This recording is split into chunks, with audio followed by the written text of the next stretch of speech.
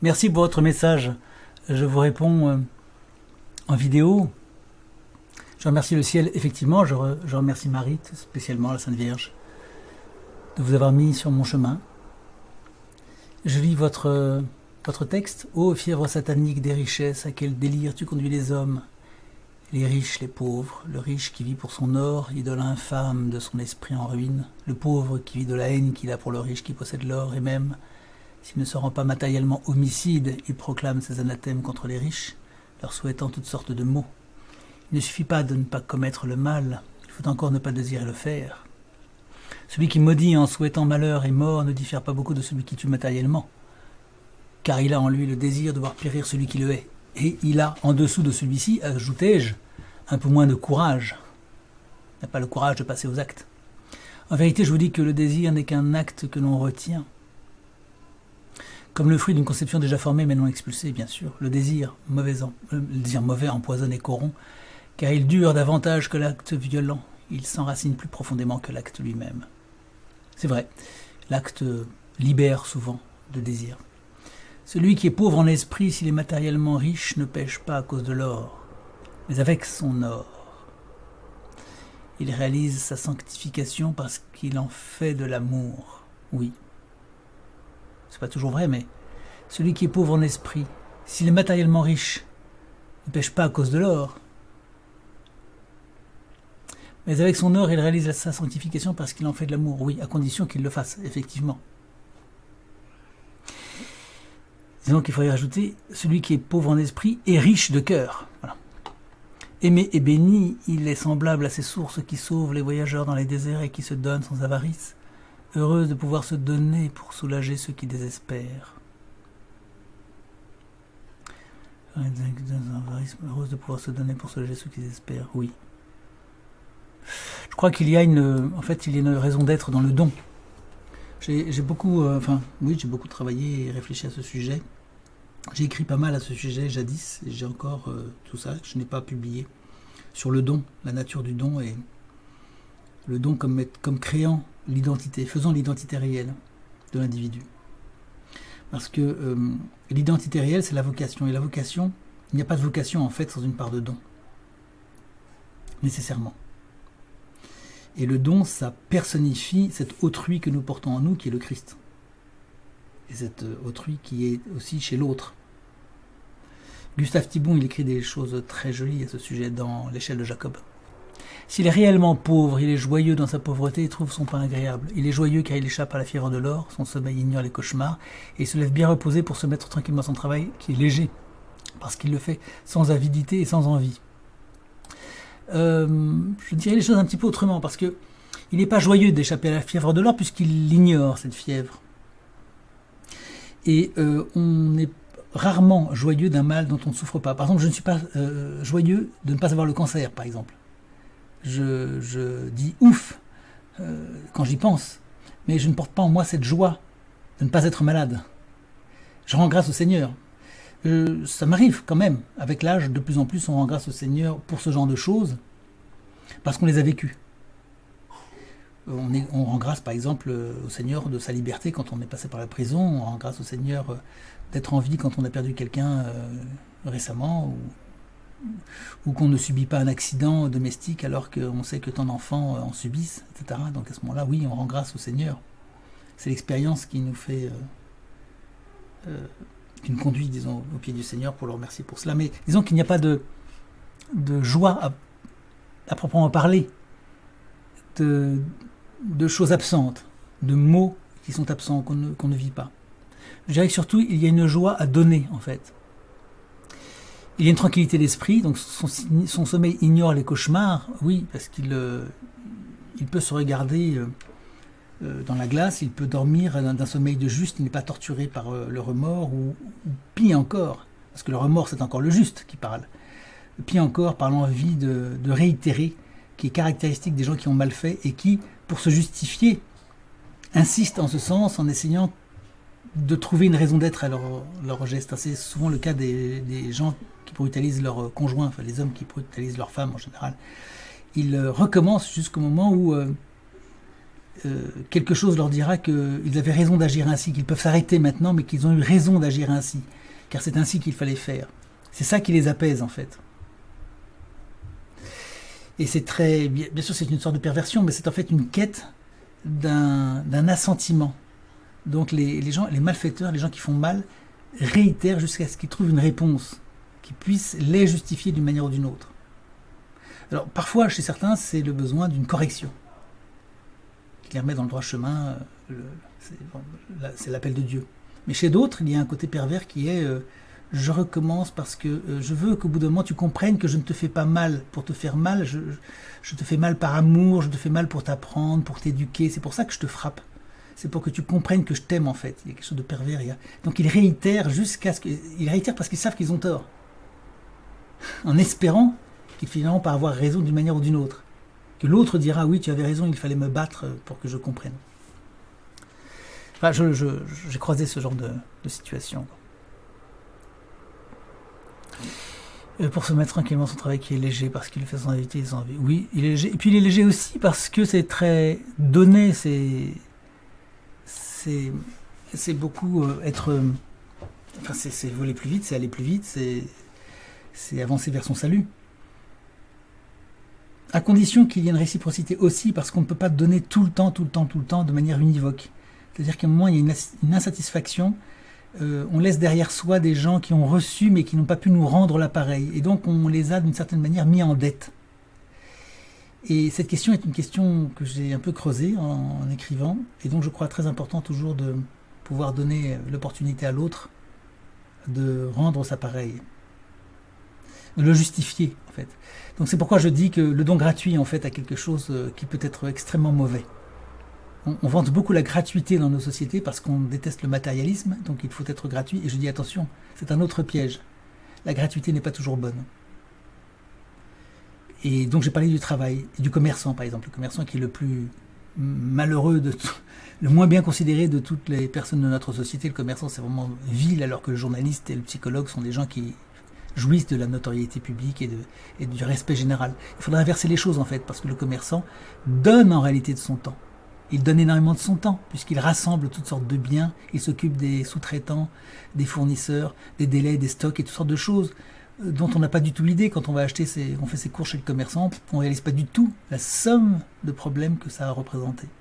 On le réalise le jour où on est dans le désert, qu'on est assoiffé, qu'on cherche en vain une bouteille d'eau, qu'on serait prêt à payer 10 fois le prix auquel on la paye chez le commerçant. On lui en veut parce qu'il est cher, mais dans le désert, on paierait 100 fois le prix. C'est là qu'on réalise que le commerçant, c'est quand même un grand bienfait. On le réalise dans les déserts qu'on trouve même en France. Un désert médicaux, déserts commerçants, quand on doit faire 50 km pour aller chercher un simple écrou, ou une simple tenaille, là on réalise que le commerçant nous manque. Mais il y a un fond dans notre société qui est très opposé au commerce, qui est regardé avec dédain et mépris. Or, le commerce est un don. C'est d'ailleurs pour ça que les sociétés jadis ont été très prospères. C'est qu'en fait, c'était pas prospère par vice, c'est parce qu'il y avait ce don du travail et du commerce qui était très nécessaire. Du travail de l'agriculteur et puis de la vente de son produit. Donc en fait, le commerce est une activité noble, en ce qu'elle permet à des gens d'accéder à des choses qui leur sont inaccessibles tant qu'un travail n'a pas été fait pour eux. Bon, enfin, j'ai développé cette question et c'est une question qui m'intéresse beaucoup, mais qui sera un jour d'actualité, je l'espère. Ce qui enrichit l'homme, c'est matériellement son or, moralement ses affections. Sous le nom d'or, on comprend non seulement les ressources pécuniaires, mais les maisons, le champ, les bijoux, les meubles, les troupeaux, tout ce qui en somme donne l'aisance à la vie. La richesse morale consiste dans les liens de parenté, de mariage, les amitiés, les richesses intellectuelles, les charges publiques. Oui, mais voyez-vous, comment accédez-vous à la richesse morale si vous n'avez pas eu de livres, d'écoles, de maîtres? Alors vous allez me dire, je mélange des livres, les écoles et les maîtres. Mais en fait, il ne peut pas y avoir de maître s'il n'y a pas de livres et d'enseignements. Or, les enseignements, ça passe bien par quelque chose de matériel. C'est là où, là encore, on croise très souvent des gens sur Internet qui vous disent il faut privilégier l'être et non pas l'avoir. C'est une erreur. Parce qu'il n'y a pas d'être sans avoir. Il faut d'abord que nous ayons chair, que nous ayons reçu un don de Dieu qui est nous-mêmes. Et nous-mêmes, nous sommes en partie matière. Il faut que nous ayons reçu la création. Sans la création, il n'y a pas de morale, il n'y a pas de sagesse, il n'y a pas de sainteté. Il faut donc en passer par cette création. Et c'est ça, la première des grâces qui nous a été faite au sortir du jardin d'Éden. Il nous a été donné de vivre à la sueur de notre front, c'est-à-dire de manifester en nous ce travail nécessaire pour notre propre sauvegarde d'abord et ensuite notre salut. C'est un signe très fort dès le début qui nous a été donné, que nous pouvions conquérir une part de notre propre salut, que ce n'était pas donné gratuitement d'emblée et définitivement. C'était donc une participation à l'œuvre divine. Donc en fait, au lieu d'être une malédiction, ce que Dieu dit à Adam et Ève au sortir du jardin d'Éden, loin d'être une condamnation, c'était au contraire une grâce qu'il leur faisait. Il les faisait co-rédempteurs d'une certaine manière, c'est-à-dire qu'il leur donnait de pouvoir s'améliorer grâce à leurs propres œuvres. Et ça, c'est une responsabilité extraordinaire, c'est un don extraordinaire qui leur a été fait. Donc tout ça, ça passe aussi par de l'avoir. Le bien peut faire du bien, disait l'un de mes oncles. Le bien est absolument nécessaire. Parce que les gens qui parlent d'être et qui négligent l'avoir se voient comme des esprits purement abstraits. Hein, c'est la spéculation intellectuelle, tout ça. C'est les intellectuels qui parlent comme ça. Le don, ça passe par des choses très concrètes. Bien sûr que ça peut être un sentiment, ça peut être un sourire, ça peut être bien sûr. Mais ça passe aussi, c'est pas suffisant, il faut aussi penser à nourrir son prochain, le soigner, l'élever, l'éduquer et lui faire un bien qui peut passer par des choses. Donc l'avoir, qui est tant décrié, est en réalité absolument crucial. Et par ailleurs, cet avoir, cette chose, cet être matériel, eh bien, il peut changer notre destin. Hein, j'utilise souvent cette image de celui qui bute sur le chemin, il bute sur un simple caillou, et toute sa vie en est changée parce qu'il se casse une jambe, il reste immobilisé pendant 1 an, et pendant 1 an, il va réfléchir à sa vie qui peut-être n'était pas tout à fait juste. Et donc ce simple caillou a modifié son être en profondeur. Donc c'est un avoir qui l'a changé lui, en profondeur. Comme quoi, la chose matérielle, l'avoir n'est pas aussi négligeable qu'on pourrait le penser de prime abord. Comme vous le voyez, pour la première catégorie, le pauvre peut dire « Oh, pour moi, il me suffit de ne pas envier celui qui possède, et je me contente de la situation qui m'est imposée. » Pour la seconde, celui qui est pauvre doit encore se surveiller, car le plus misérable des hommes peut devenir coupable si son esprit n'est pas détaché. Celui qui s'attache immodérément à quelque chose, celui la pêche. Oui. Vous direz, mais alors nous devons haïr le bien que Dieu nous a accordé. Mais alors pourquoi commande-t-il d'aimer le père, la mère, l'épouse, les enfants? Et pourquoi dit-il tu aimeras ton prochain comme toi-même? Il faut distinguer. Nous devons aimer le père, la mère, l'épouse et le prochain dans la mesure que Dieu nous a fixé comme nous-mêmes, tandis que Dieu doit être aimé par-dessus tout et avec tout nous-mêmes. Nous ne devons pas aimer Dieu comme nous aimons ceux qui nous sont les plus chers. Celle-ci parce qu'elle nous a allaité, cette autre parce qu'elle dort sur notre poitrine et qu'elle nous donne des enfants, mais nous devons l'aimer avec tout nous-mêmes, c'est-à-dire avec toute la capacité d'aimer qui existe dans l'homme. Amour de fils, amour d'époux, amour d'amis, et oh, ne vous scandalisez pas, amour de père. Oui, pour les intérêts de Dieu, nous devons avoir le même soin qu'un père a pour ses enfants, pour lesquels il veille avec amour sur ses biens, il les développe, et s'occupe et se préoccupe de sa croissance physique et culturelle, et de sa réussite dans le monde. Oui. Il me semble qu'on a peut-être un peu changé de sujet, mais tout à fait d'accord avec ça. L'amour n'est pas un mal et ne doit pas devenir un mal. Les grâces que Dieu nous accorde ne sont pas un mal et ne doivent pas devenir un mal. Elles sont amour. C'est par amour qu'elles sont données. C'est avec amour qu'il faut utiliser ces richesses d'affection et de bien que Dieu nous accorde. Oui, voilà, c'est ce que je disais tout à l'heure. Le bien doit faire du bien. Et seul celui qui ne s'en fait pas des idoles, mais des moyens pour servir Dieu dans la sainteté, montre qu'il n'a pas d'attachement coupable pour ses biens. Il pratique alors la sainte pauvreté d'esprit qui se dépouille de tout pour être plus libre de conquérir le Dieu saint, suprême richesse, conquérir Dieu, c'est-à-dire posséder le royaume des cieux. Oui, oui. Ah oui, c'est Maria Valtorta en effet, oui, oui. Je ne me souvenais pas, mais j'ai lu ça, effectivement. Alors, tout de même ici un mot. Il ne faut pas négliger ce fait non plus que le bien doit être bien géré. C'est-à-dire qu'il ne faut pas le dispenser comme s'il était chose négligeable et qu'il devait être l'objet d'un amour qui serait un amour aveugle.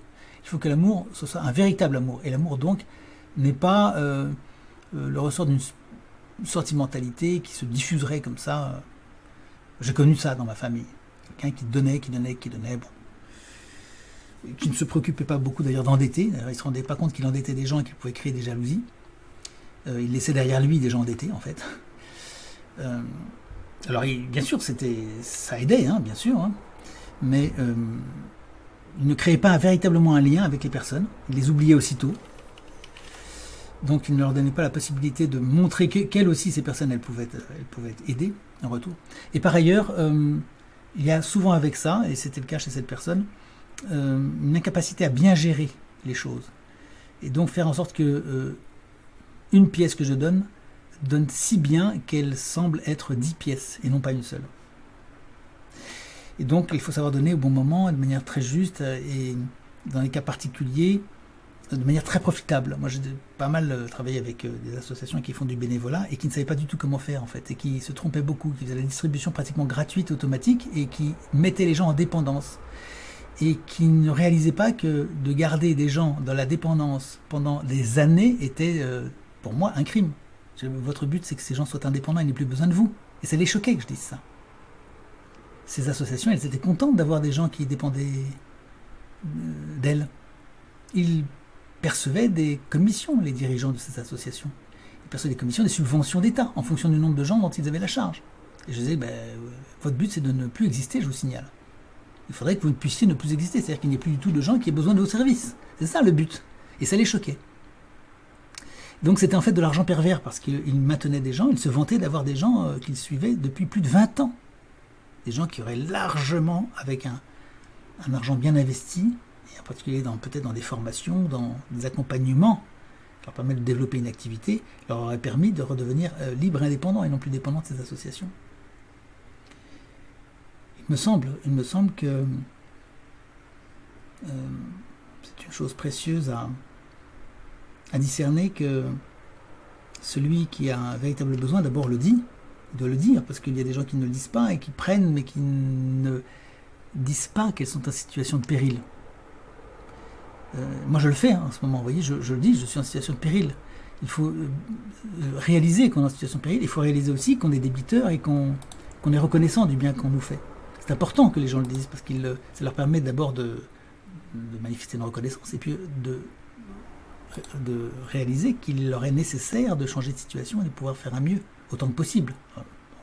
Mesure du possible. Bien sûr, si cette personne est complètement immobilisée, malade, sous poumon artificiel, que sais-je, bon, c'est autre chose. Mais pour les personnes qui le peuvent, autant que possible, c'est important qu'elles puissent réaliser et être accompagnées dans leur redressement.